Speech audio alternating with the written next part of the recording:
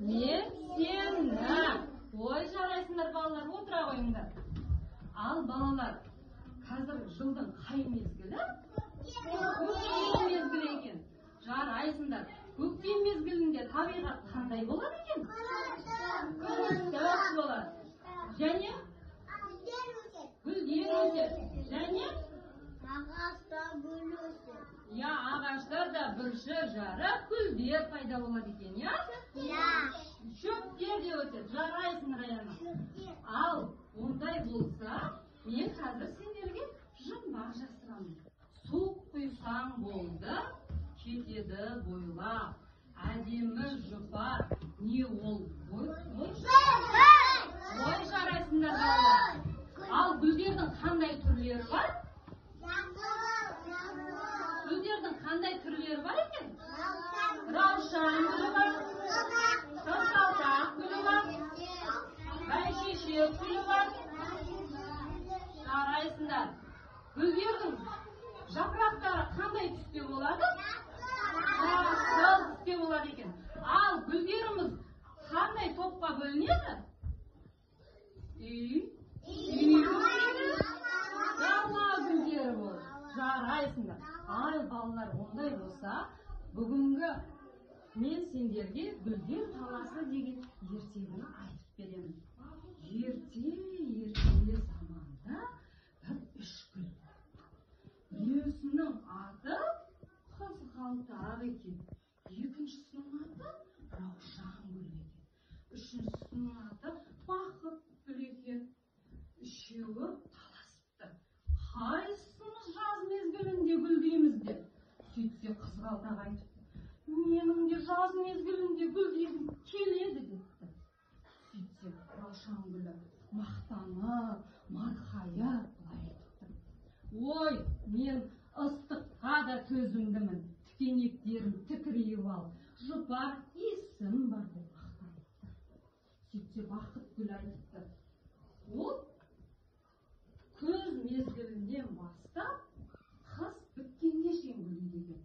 Сөйтсе айтыпты. Менің де жаз мезгілінде гүлдегім келеді деп ренжіп қалды. Сөйтсе ақырында олардың барлығын бақылап тұрған шырша былай айтты. Ой, сендер таласпаңдар. Сендер өздерің әрқайсың жыл мезгіліне лайықты ерекшесіңдер деп шырша бөліп беріпті. Қызғалдақ, сен ең бірінші көктем басталғанда гүлдейсің.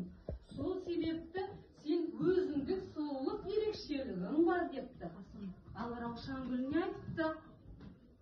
Сенің тікенектерің тікірейгеніңмен сенің жұпар аңқыған иісің бар депті. Ал бақыт гүліне айтыпты. Бақыт гүлі, сен болсаң, күз басталғаннан қыс біткенге дейін гүлдеп тұрасың. Сенің де өз орныңның ерекшелігі бар деп, шырша өзіне көбірек алып мақтанды. Шырша былай кетті. Мен болса, қысы, жазы, 4 мезгіл бір қалпымда, айнымай, жасыл қалпымда тұра берем депті. Міне шырша былай болады, балалар? Сөйтсе, оған ренжіген қызғалдақ көктем басталған кезінде күн ысығанда қайтадан жоқ болып кетеді екен. Ал балалар, сендерге ертегі ұнады ма? Ал ертегі кейіпкерлерінде кімдер бар екен? Кім бар екен? Раушан гүлі бар екен? Қызғалдақ гүлі бар. Ал балалар, ондай болса, қайсымыз гүлдер жайында тақпақтар білеміз? Айта қойыңдар. Айта. Бәйшешекті білеміз, көктем келгенде май боламыз күлеміз, көтек бүйшік жалған. Ой, жарайсың. Және кім біледі екен тақпақтар? Айта қойыңдар. Ғане раушан гүлін жапырағы жайқалған, сұлулық бар бойында қамыр екен қараған. Ой, жарайсың. Ал енді және кім біледі тақпақ? Айтма. Есіңе шыққан ма? Қан балалар кім біледі және тақпақ? Раяна, айтып.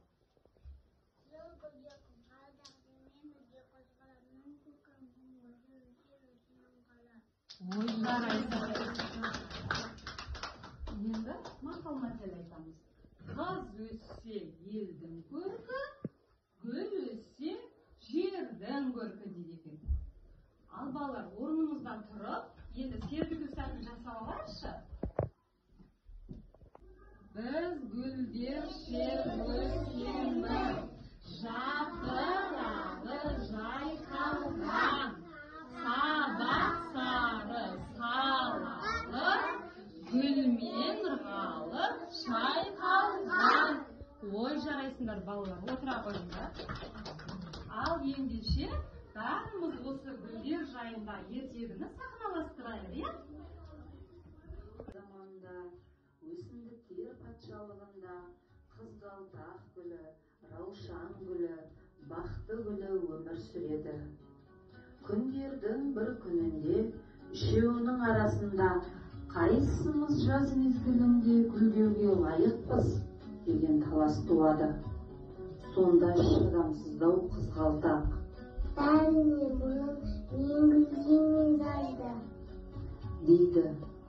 Осы кезде тікенектері тікірейіп, жан-жағына тәкаппарлана қараған раушан гүлі: Жоқ, жазда мен гүлдеуім керек, менің өте жақсы жұпар иісім бар дейді. Сабыр сақтап тұрған шыдамды бақты гүлі ең соңында баяу үнмен: Менің де жаз мезгілінде гүлдеуім келеді деп өтінеді.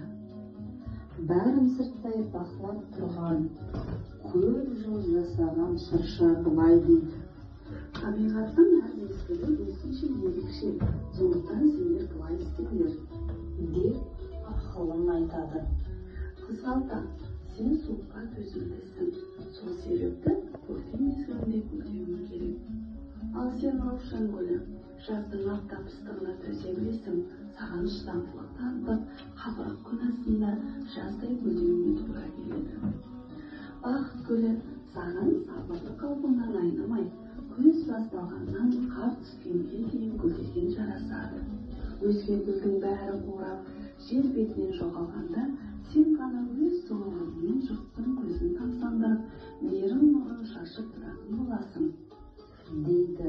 Ал мен сендермен таласпай-ақ жыл 12 ай жасыл қалпында тұра берейін деп шырша өзіне келгенде табиғат сыйын көбірек алады. Содан бері көктем шыға баланы қызғалдақ басып, бірақ сәл өкпесі барыс болғандықтан аз уақыт гүлдеп жоғалып кететін көрінеді. Ал раушан гүлі күн нұрына малынып, ала жаздай ұзақ гүлдеп тұратын болыпты.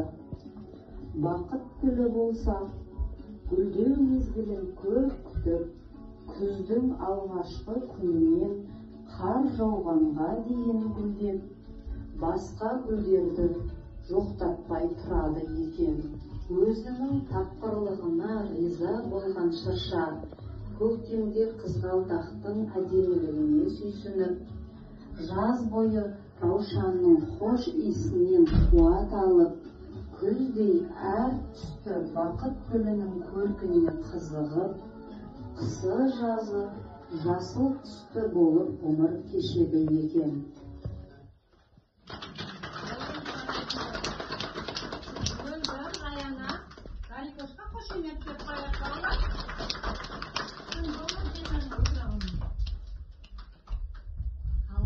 Балалар барлығы шаршадыңдар ма? Ал ондай болса бәріміз ойын ойнаймыз. Барлығымыз осы гүлді топ-топқа бөліп, шуламай бір-бірімізді тербемейміз, иә? Топқа бөліп аламыз, асықпаңдар. Мына тобымыз қызғалдақ тобы, мына жағымыз бәйшешек тобы.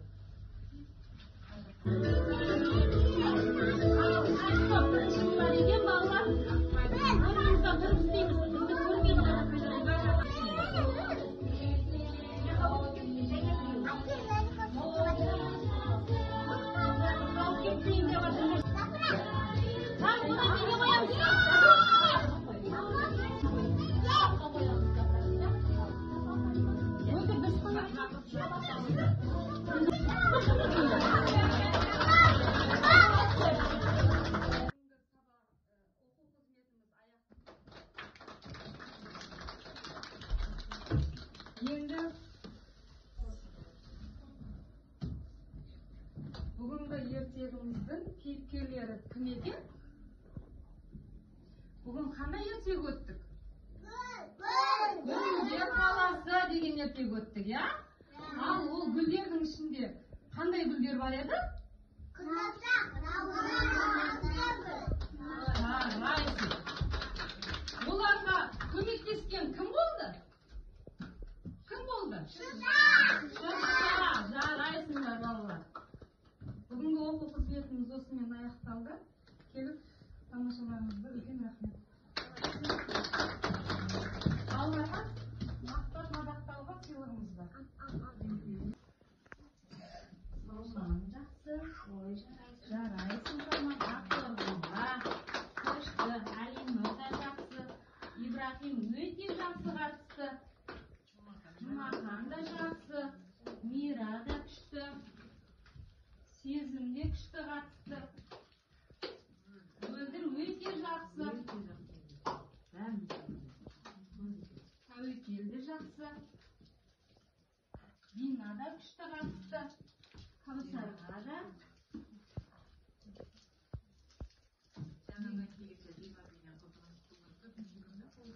Жасұлан да жақсы. Дарикош өте жақсы қатысты. Айбат та тамаша. Раяна өте жақсы. Айболат тамаша. Қасым тамаша ем. Қасымға екеу береміз. Себебі бүлдір жапырағым осы құрасты.